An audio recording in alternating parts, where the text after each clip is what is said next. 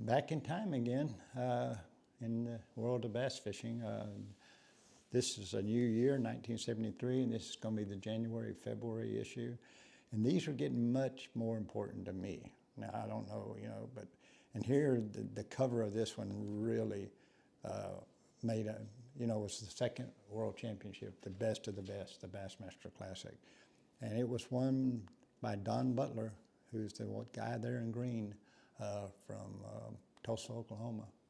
And some of you that go back in time know that Don Butler was owned Okie Bug in Tulsa. And his favorite bait was an Okie Bug spinnerbait. And he made tons of them. And, but he also became a wholesale tackle dealer. And a lot of even Johnny Morse's first Bass Pro Shop he had in his dad's Brown Derby liquor store, his dad lent him $10,000, and he went to Don Butler's deal in Tulsa and bought $10,000 worth of lures to sell in his first catalogs. Yeah, this was before there were stores all over the country. It was just this catalog business. So this was really, and again, I really started becoming more and more hooked on this thing called tournament bass fishing.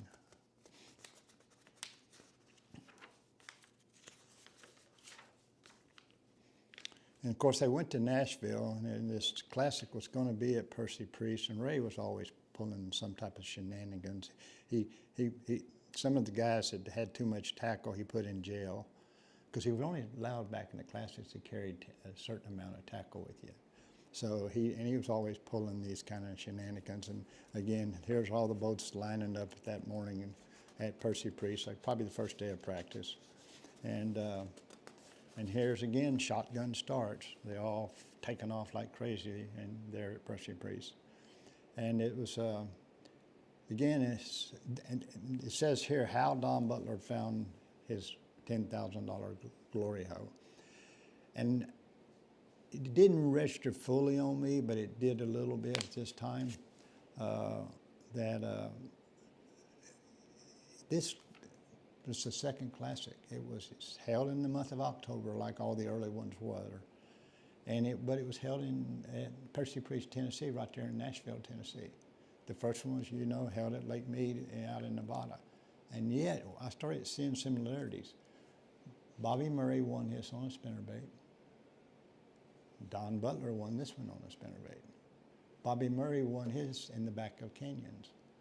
Don Butler won this behind Faith Sanders Marina in the back of a creek. So I started seeing, quote, patterns pop up. Not a whole lot, small sample size here, but it really started to make me pay attention to this ideal eventually that really allowed me to become successful fairly quickly, was this idea of pattern fishing, which Roland Martin had introduced but didn't really want to talk about it a whole lot. And here's the first guy that ever was standing that I know of, and that's Ricky Green from Arkadelphia, Arkansas. And he never, as long as I knew him, he never sit. And I've asked that question many times, who was the very first? And there was probably more guys that would occasionally stand, okay? But most of them didn't stand all day long. Not 3 days of practice and then 3 days of the event as well. And so I really started paying attention. It made more sense. You're more alert. You can make better cast. You can see down in the water better. You also fall in a lot more, especially back then when we had, I can see that they had on these boats actually foot control troll motors. Most of us, including Ricky back then, did not run a foot control. We ran it with our foot, but on top of a troll motor that's hand controlled. And we would put our foot on top of it and turn it. We'd look like a one-legged stork standing up on front of the boat. And we had little dimmer switches to turn it on and off like you would have in a car dimmer switch. So it was like we were operating with our foot, but it wasn't what became the standard of a cable with a foot pedal.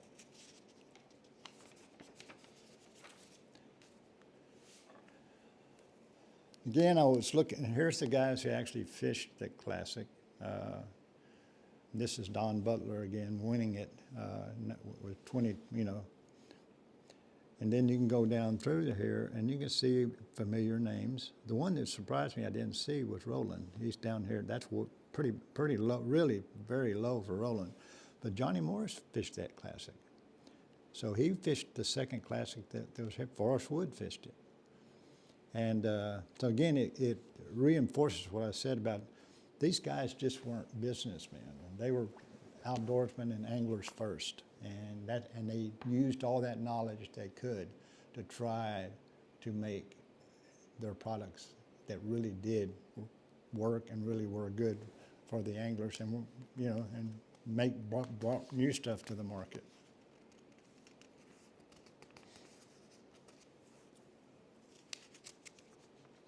Because I can remember after watching Ricky Green, and this was probably, I don't know that this, anyway, I don't know the exact time frame, 72, 73, 74, somewhere in there, where I started standing my whole time. I got my little dimmer switch, and I became really athletic, and we were fishing Lake Darnell back in a March tournament in Arkansas, and that's more like February if you're further south. And I started practice that morning, had on all your jumpsuits and all the stuff, and that you wear that time of year, boots, and then first thing in the morning I hit a stump, and guess where I went? Just dead into the water by myself in practice.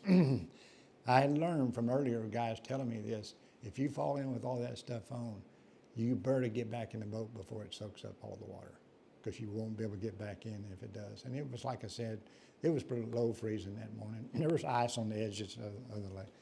I got out, and I was barely pulled myself in the water, and I'm young at that time. And these boats are not real high, but I could barely pull myself back in.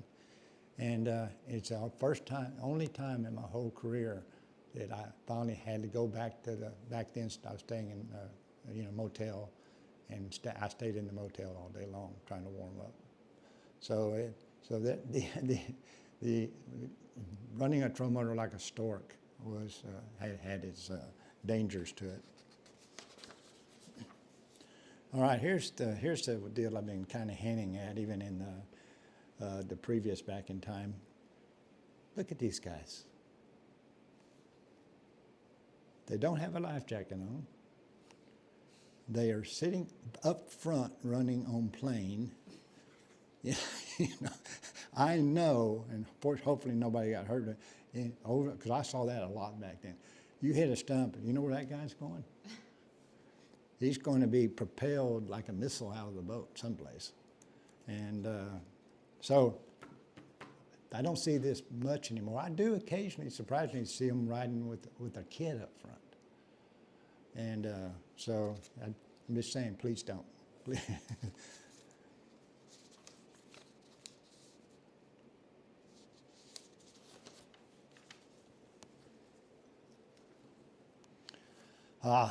This is one of my favorites. I often get asked, what is your favorite place you've ever fished? Right here. And they say, well, is fishing that great? No. But it is the most surreal place on the planet. It's Lake Powell in Nevada.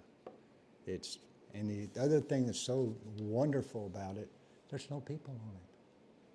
It's in the middle of the Navajo Indian Reservation on the border of Arizona and Utah. It's super, super clear. There's walls that go thousands of feet above you, and there's rivers, the Escalante, the San Juan. You go up in them, and you're like in a fictional space age movie. I mean, literally the water and the walls run together. They match each other. And it gets to be a little spooky at times. But, and it's the only place in my whole career I've heard my heart beat. I was on the way out to fish the U.S. Open, and I stopped at Lake Powell just because I love the lake, and I went fishing. Went back in this canyon, and there was no wind, no boats, nobody. And I'm fishing, and I heard a golden eagle scream And I looked up probably 1,000 feet on this wall, and there's this golden eagle circling up there. And I just got mesmerized by it because it would continually scream. And finally, I just sat down. And then I noticed that the only thing I could hear were my depth finders, and I turned them off. And there was not even any waves. It was dead calm. And I mean, I'm sitting there, I did a little bit of meditation quite a bit back then, and I'd say, this is a great time. And all of a sudden, I started hearing something. I went, dang, what is that? And it was my heart. I could hear my heart beating. And believe me, I didn't smoke nothing back then. Back then? Yeah. No, I don't smoke. I hate smoking to begin with. But still, so I went, wow. But then a jet flew over. So it was, you can only get so much privacy nowadays. But that's one of my reasons I really love Lake Powell. It's gorgeous. It's really surreal. And the only other place that comes close, but it's not as unpopulated as Thousand Islands. When you're out in the river, certain areas there's just islands everywhere. Not a whole lot. There's areas that have a lot of houses and stuff, but there's areas that don't. But those are definitely the two most beautiful. And where Powell wasn't a great fishery, you could catch a lot of fish, but of course we all know that St. Lawrence is, unmatched.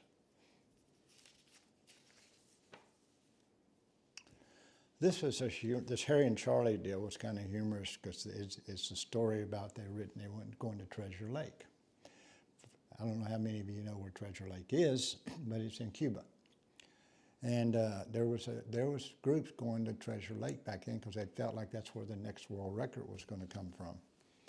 And of course, this is Harry and Charlie meet Fidel Castro, okay?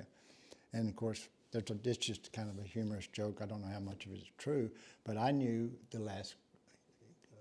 for a while, there was two groups competing to take trips to Treasure Lake.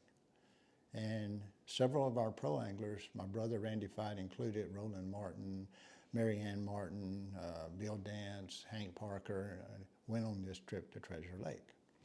And unfortunately, this one guy, these two guys were bidding for the right to get permits to go from the federal government to go down there to Cuba, because Cuba was, Cuba at that time. And anyway, so it was given to one guy, and the other guy was connected to politics.